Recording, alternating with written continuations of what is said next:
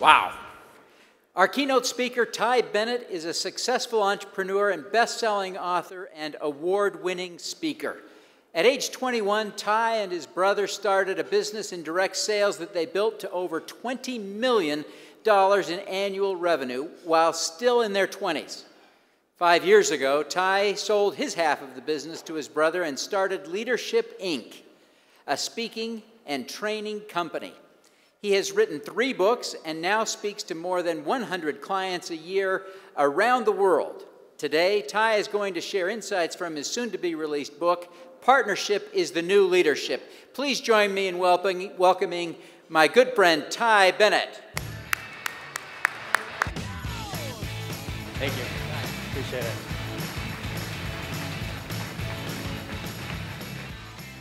So a couple of months ago, I was going to Orlando, Florida to give a speech. And I remember I came in, I found my seat on the airplane, I sat down, and I sat next to a woman who I would have described as a business executive. She looked the part. She had a great business suit on. She had her laptop open. She was in business mode before we even took off. I, on the other hand, I was wearing shorts, a t-shirt, and flip-flops. I probably looked like I was headed to the beach or to Disney World. And she started the conversation, I don't know, the way that most people would start the conversation in that situation. She said, "Are you headed to Orlando for business or pleasure?" And I said, "I'm headed for business. How about for you?" And she said, "For business." And then she said, "What do you do?" And I said, "I'm a keynote speaker. I'm speaking at an association conference tomorrow." And then she kind of looked at me from head to toe, and she asked me a very blunt question. She said, "Why in the world would anyone hire you to speak to them?" I was kind of offended for a minute, and I looked at her and I said, "'Cause I'm amazing?" And she laughed, and we had a great conversation, and I'm actually speaking for her company soon. The reason I tell you that story is as we start our conversation on leadership this afternoon, I want to start with a really blunt question for you. Why in the world would anyone follow you as their leader? Now, I realize that I'm speaking to the top business leaders in the state of Utah. I know who you are. But I want you to think about that question for a minute. Why would people choose to follow you? Because the answer to that question cannot be because you're the founder, because you're the CEO, because you're the boss, because you're in charge. People don't follow titles, they follow people. And yet, for every person in this room, you have an opportunity to lead. You have an opportunity to inspire. You have an opportunity to influence and to hopefully impact people every single day, and your leadership is paramount. Over the last 5 years, I've conducted a survey of more than 5,000 leaders, and these leaders came from multiple different industries, from every position in those organizations, from supervisor to CEO. And honestly, I don't know if you can call it a survey. I asked one question. It was a question that fascinated me. It was a question that I was just intrigued with. The question is this: as a leader, what do you want from your people? Think about that for a minute. If you were to answer that question, as a leader, what do you want from your people? In that survey, 75% of the leaders came back with one single word. They said commitment. That's what you want, isn't it? I mean, think about it. That's what you want from your people. You want your people to be committed. You want them to show up. You want them to do their best. You want them to be engaged. You want them to give their best every single day. You want them to be committed. But here's the leadership takeaway.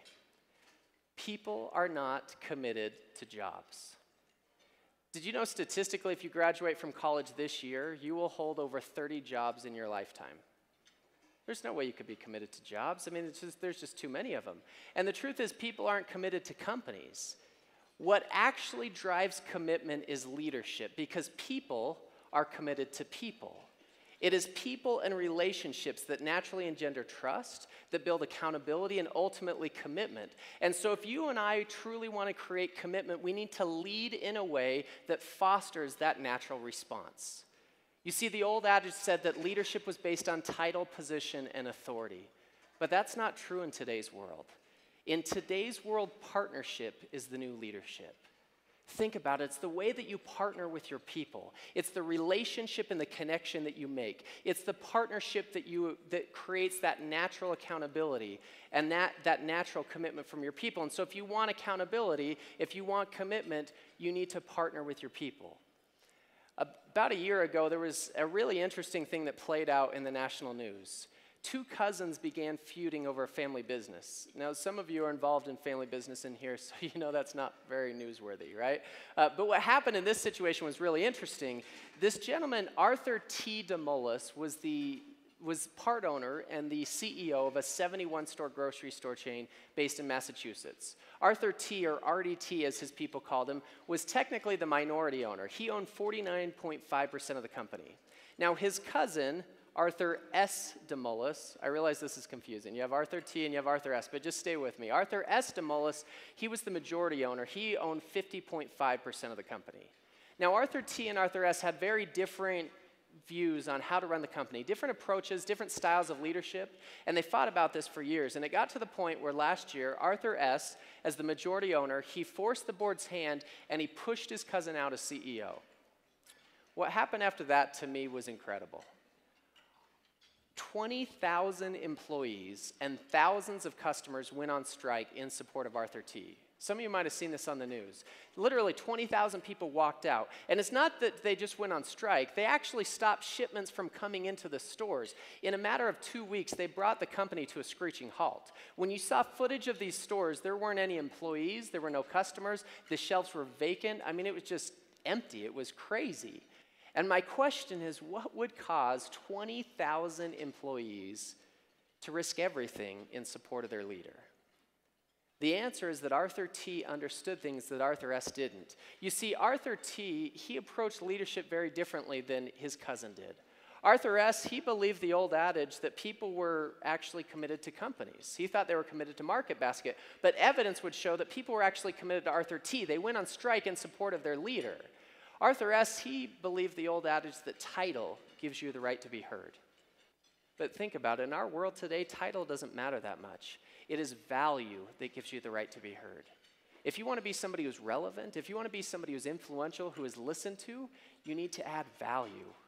It's the value you bring as a leader, the value you bring to your people. Arthur T., he added value, and because of that, he was revered by his people. Arthur T., he understood that business was about relationships, and he built incredible relationships with his people. I was amazed. Every time that they interviewed one of the employees on the picket line, when they asked him about their CEO, inevitably they would talk about personal experiences that they had. They would talk about times that they would walk in the morning, and he'd be standing there to greet them with a smile on his face. He'd greet them by name. He'd welcome them, thank them for being there. They talked about times that he'd walk them to their car. He'd ask about their families, what was going on in their life. He knew them, and they knew him, and they loved him for it. You see, Arthur T., he worked hard to foster an incredible culture. Think about it. In today's world, what actually drives business? It's culture. Culture is the great differentiator in today's business world. It's the commitment and engagement of your people. It's the culture that you create. Arthur T. worked hard to create an incredible culture within Market Basket. It was a culture that his cousin, Arthur S., didn't understand because he never participated in it. In the end, Arthur S. was simply an investor, while Arthur T. was their leader. He was their partner. Well, long story short, about a month into the strike, Arthur T. successfully negotiated buying out his cousin. He became the sole owner of Market Basket. He reinstated himself as CEO, and the company is back on track and doing better than ever. In fact, in 2014, they did $14 billion in revenue, and in 2015, they're on track to do $14.8 billion in revenue. That is the kind of leadership that works in today's world. It is partnership-based leadership. It is the way that you view your people, the way that you approach it. And while it might sound like a cliche phrase, a clever saying that I came up with, I can promise you that partnership is the new leadership is not just a unique idea. It is the actual approach of the most relevant, the most effective, the most influential leaders in today's world. As I've studied it in multiple industries, I have seen results over and over and over again. Partnership-based leadership is built in genuine relationships, influential relationships that you build with your people. Think about it. As leaders, you're in the people business, right? Leadership begins and ends with people. And so your ability to build those relationships, it has to go beyond command and control. If you are in the people business, you have to be able to build amazing relationships with your people, because if culture drives business, then the relationships that you build will dramatically affect, influence, and shape the culture within your organization. I want you to remember this. You can love people without leading them, but you cannot lead people without loving them. It doesn't work. You have to make it about your people first. Partnership-based leadership is driven by passion. Think about, do you have an excitement for what you do? Do you show up and does that come across in what you do? I love the saying that when you're on fire, people come to watch you burn. Like there's something contagious about it that just starts to permeate throughout your organization, but it goes beyond that. I love what I do. I get a chance to speak to companies all around the world, and I live here in Utah. I don't speak in Utah very often. I was talking to my wife about that this morning just because I was home, and I said, would you have ever imagined in your wildest dreams that I'd be able to do this? To be able to speak to audiences like this is amazing to me. And my wife, she got a little smile on her face, and she goes, Ty, in my wildest dreams, you don't even show up.